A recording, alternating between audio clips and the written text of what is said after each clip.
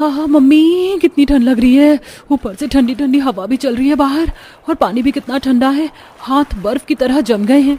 दिव्या आधी अधूरी कपड़े धोकर छोड़ देती है और कांपते हुए अपनी सास के पास जाती है और अपनी सास से कहती है, माँ जी, ठंड बढ़ती जा रही है, इतनी ठंड में मुझसे कपड़े नहीं धोए जाते, एक वॉशिंग मशीन ले लो ना।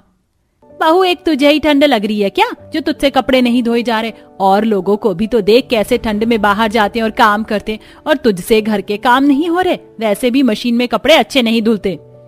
खड़ूस कहीं की, कुछ भी बोलो मनाई। बोलकर दिव्या मुंह बनाकर रसोई में जाती है और गैस चालू करके हाथ सेकते हुए खुद से कहती है, अरे मशीन नहीं ला कर दे रही, कम से कम एक हीटर तो ला कर रख देती सासू माँ। पर नहीं, वो भी नहीं लाना है, बिजली बिल जो ज्यादा आ जाएगा। दिव्या अपने हाथ सेक कर अपने कमरे में जाकर कंबल ओढ़कर बैठ जाती है। अब इसी तरह कुछ दिन बीत जाते हैं और एक दिन सुमित कल्पना को अपनी गर्लफ्रेंड माया के बारे में बताता है। माँ जी, सुन रही हैं आप? देवर जी को माया से शादी करनी है, जानती है ना आप?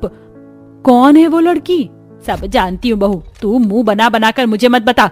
वो एमएलए की इकलौती बेटी है और अब वही हमारे घर की बहू बनेगी। बेटा तू मुझे बता, मैं तेरा रिश्ता लेकर कब जाऊं? अरे माँ, आप तो एक बार में ही मान गई। मैं तो बेकार ही डर रहा था, पर आप फिक्र मत करो, मैंने उसके घर वालों से बात कर ली है। अब आपको बस हमारी शादी की डेट फिक्स करनी है। क्योंकि सुमित एक एमएलए की बेटी से शादी करना चाहता था, इसलिए कल्पना कुछ नहीं बोलती और चुपचाप इस रिश्ते के लिए हाँ कर देती है।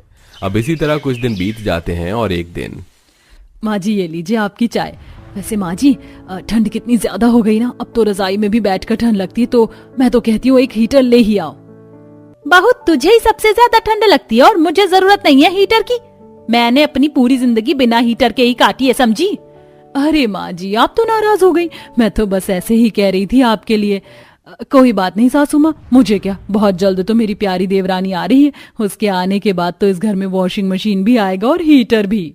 कल्पना की बातें सुनकर दिव्या एक बार फिर वहां से मुंह बनाती हुई रसोई में जाती है और गैस जलाकर अपने हाथों को सेकते हुए खुद से कहती है, माँ जी को कुछ भी बोलो तो उनका यही नाटक रहता है, पर अब देखती हूँ जब मेरी देवरानी आ जाएगी तब कैसे माँ जी उसे इन सब के लिए मना करती हैं।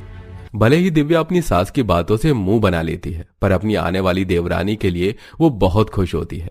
समय यूं ही गुजरता है और बहुत जल्द दिव्या की देवरानी माया दुल्हन बनकर घर में आ जाती है और आज उसकी घर में पहली रसोई होती है। दीदी, मुझे ये कुछ मसाले पीसने थे, मिक्सी किधर है? क्या कहा तुमने, मिक्सी?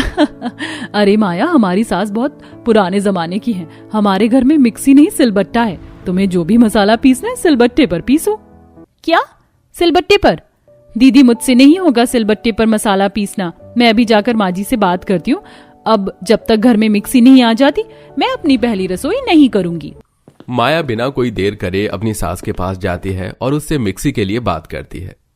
माँ जी, मुझे कुछ मसाले और ग्रेवी पीसना है, पर घर में मिक्सी नहीं है, जब तक मिक्सी नहीं आ जाता मैं अपनी पहली रसोई नहीं करूंगी, आप पहले मुझे मिक्सी ला कर दो। अरे बहू, बस इतनी सी बात, मैं अभी सुमित को कह देती हूँ, वो मिक्सी लेकर आ जाएगा। माँ जी, सिलबट्टे पर मसाला पीसते पीसते मेरे हाथों में दर्द हो जाता है, एक मिक्सी ले आओ।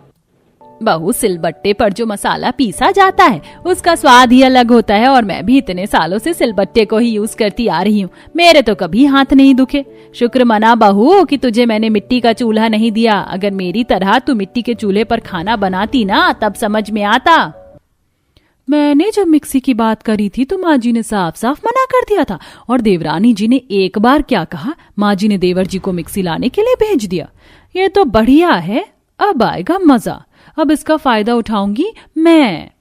ये सब देखकर दिव्या की खुशी का ठिकाना ही नहीं रहता और अपने कमरे में जाकर खुद